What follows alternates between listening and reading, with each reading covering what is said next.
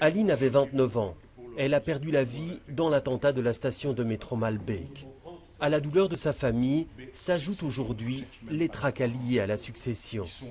Ses parents se sont confiés à leur avocat. Ils ne comprennent pas pourquoi ils doivent payer des droits de succession sur les avoirs d'Aline.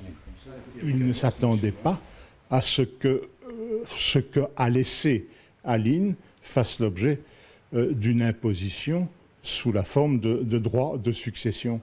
Ce n'est pas une question d'argent parce que cette famille est, à mon avis, relativement aisée, mais c'est une question de principe.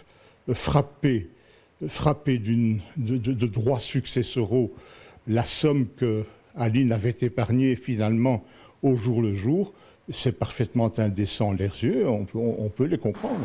La région wallonne prévoit depuis 2013 une exemption pour les successions jusqu'à 250 000 € pour les victimes d'un acte exceptionnel de violence. Mais ce n'est pas le cas à Bruxelles, où Aline était domiciliée. Sans descendance, ce sont ses parents et son frère qui sont ses héritiers. C'est pour lui que les droits de succession seront le plus élevés et il ne peut l'accepter. Celui qui est le plus révolté par ce qui se passe, c'est le frère, qui a dit qu'il refusait de payer, mais il ne pourra pas refuser, ce n'est pas possible.